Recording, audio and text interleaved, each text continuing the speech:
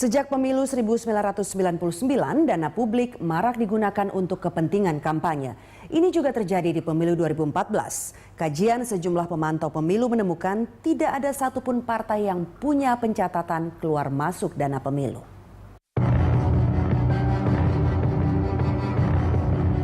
Kampanye politik perlu biaya amat besar. Satu acara dengan pengerahan massa memerlukan 1,5 hingga 2 miliar rupiah. Untuk kampanye di Gelora Bung Karno, Jakarta, bahkan perlu belasan miliar rupiah. Belum lagi biaya untuk menaruh saksi di lebih dari 545.000 tempat pemungutan suara di seluruh Indonesia. Jika tiap saksi diberi imbalan Rp100.000, partai perlu menyediakan 55 miliar rupiah hanya untuk saksi. Sementara tren alokasi dana publik meningkat jelang pemilu. KPK mencatat April ini ada peningkatan anggaran bansos di daerah hingga 30%. Sebelumnya pada 2013, Indonesia Budget Center juga menemukan peningkatan dana publik jelang hajatan pemilu.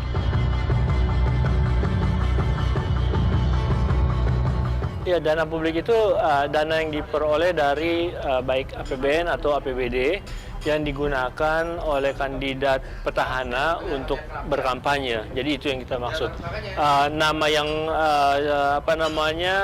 terkenal atau beken di publik yaitu dana bansos, dana hibah, dana bantuan keuangan. Tapi juga banyak pos-pos alokasi lainnya yang digunakan sebenarnya untuk kepentingan politik atau untuk kampanye politik. Institute for Strategic Initiative bekerjasama dengan Perludem dan Kemitraan mengkaji penggunaan dana publik untuk kampanye dan efektivitasnya terhadap pemenangan calon. Di Jawa Barat, alokasi dana hibah pada 2013 meningkat hingga 10 kali lipat dibanding 2009. Di Jawa Timur, dana hibah membengkak 7 kali lipat pada 2012. Kajian terhadap dana publik yang digunakan untuk kampanye di Kabupaten Garut, Jawa Barat dan Nganjuk, Jawa Timur jelang Pilgub 2013 menemukan dana rata-rata disalurkan dalam bentuk program populis untuk warga. Ada yang berbentuk public goods yang bisa dinikmati semua orang dan ada juga club goods alias hanya kelompok tertentu yang bisa menikmatinya.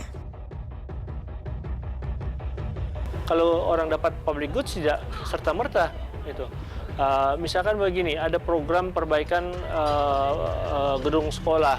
Ya semua orang yang bersekolah di situ akan menikmati. Jadi orang tua murid tidak punya kewajiban untuk memilih si kandidat yang mendanai sekolah itu. Jadi kalau kita lihat dari ketiga faktor tersebut, penggunaan dana publik di Indonesia boleh dibilang kurang begitu menunjang untuk pemenangan si kandidat.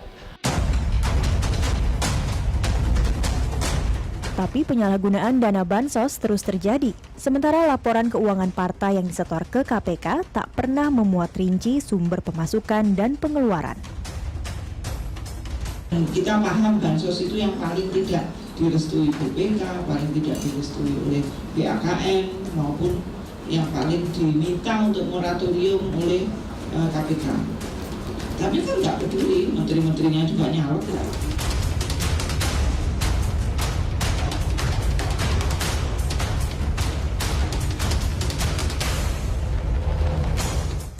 Sementara Komite Pemantau Legislatif Kopel pertengahan 2013 meneliti pendanaan partai di Bulukumba dan Sinjai, Sulawesi Selatan.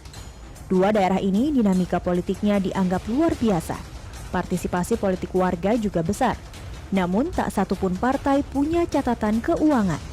Dan penelusuran ketiga partai, PAN, P3, dan Golkar menemukan besar pasak daripada tiang. Pengeluaran untuk panggung pencitraan seperti kampanye, bantuan korban bencana, kaderisasi setahun sekali lebih besar dibanding pemasukan. Dari hasil survei kami menemukan bahwa partai politik itu memiliki sejumlah banyak kegiatan,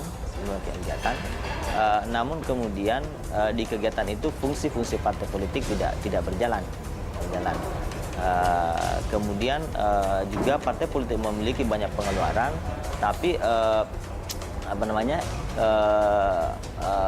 dari segi pengaruh ideologi itu tidak berpengaruh terhadap pengeluaran mereka.